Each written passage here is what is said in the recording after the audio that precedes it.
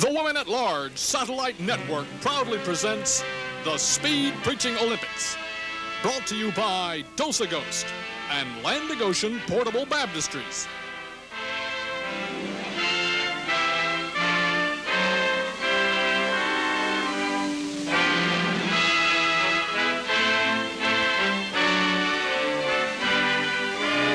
And now, from the Hilmy Gymnasium in Cement, Oklahoma, we go live to Nan McMann and Bonnie Golongy for the play-by-play.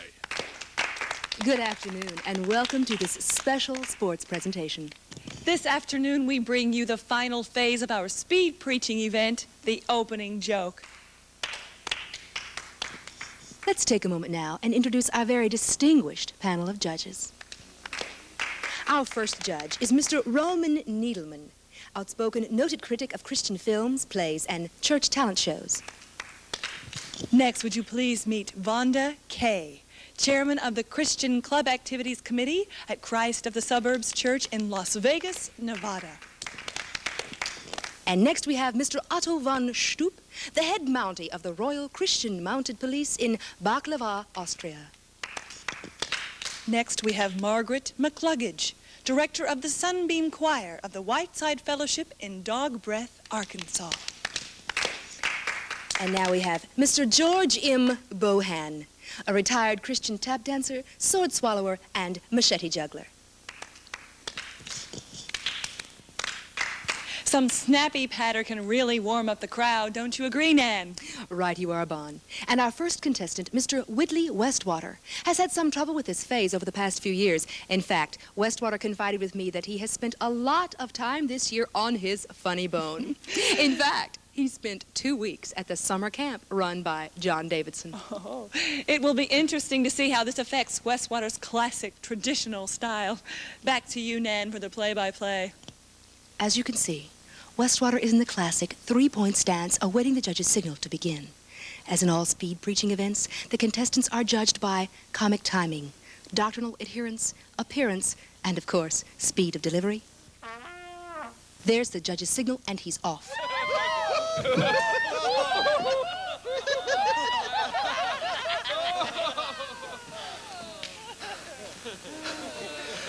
Good morning. Well, I thought we had that step fixed last week, but I guess the good Lord just wants to keep me on my toes. Westwater has used the classic tripping up the steps leading to the podium trick. It's not a high-scoring move, but it usually gets a moderate laugh from the congregation. You know, a funny thing happened to me on the way to church this morning. I was walking down the... Oh, it looks like Westwater has been penalized once again this year.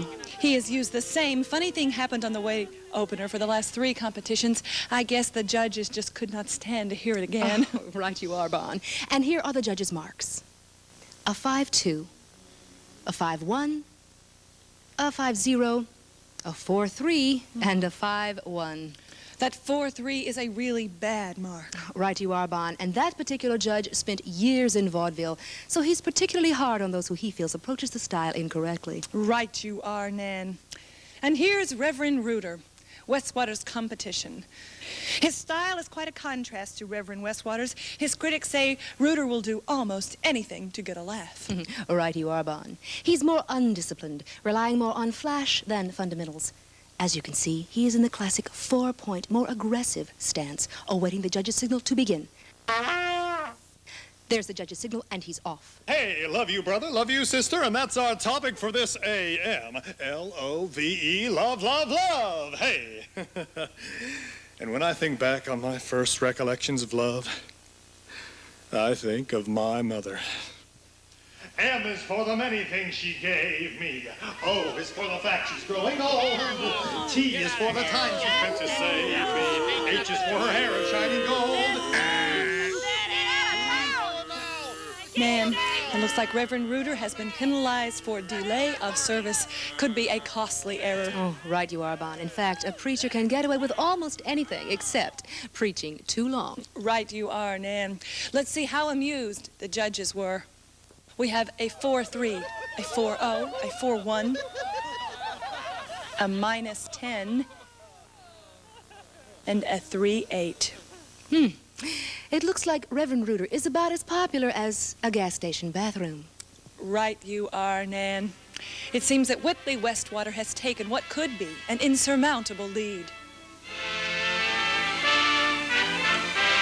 We'll be right back after this word from our sponsor. A Dose-A-Ghost, the quick pick-me-up for when you don't have a lot of time, but you need a lot of spirit. Yes, Bohan. Let's see how he's feeling. Whitley Westwater, how does it feel to be the overwhelming favorite to walk away with this year's speed preaching title? Well, now, let's not be too premature. At this point, there are still 3 more phases of speed preaching to race through, and, well, at this point, I feel like the outcome is in God's hands and my riders, of course. Of course. But what will you do should you win? Well, I plan to go from church to church, racing through my sermons in record time, and open up a speed preaching school of my own, and then perhaps even open up a chain of restaurants and offer special prizes and discounts to the first folks to get there after church on Sunday morning. Well, thank you, Whitley Westwater, and good luck to you in future competitions. Thank you. Yes, and now here's the current runner-up in this year's speed preaching competition, the Reverend Rooter. What was the biggest problem for you out there today, Rev Rooter? I don't know. I felt great about my compulsories. The 3-point scripture references? Yeah, right. I've got that down to 7 minutes flat. On my closing invitation, a lot of pizzazz. But my opening joke bombed. Why did you choose that particular opening joke? Thought everybody loved their mother. Thank you, and good luck to you in future competitions. Yeah. And thank you at home for tuning in for this exciting event. Yes, and from now on, when you see a preacher speeding through his lesson, you'll be able to better appreciate just what goes into making a speed preaching champion. Right you are, Nan. For Nan and myself and all the speed preachers of America, we wish you a pleasant afternoon, and we will see you next week.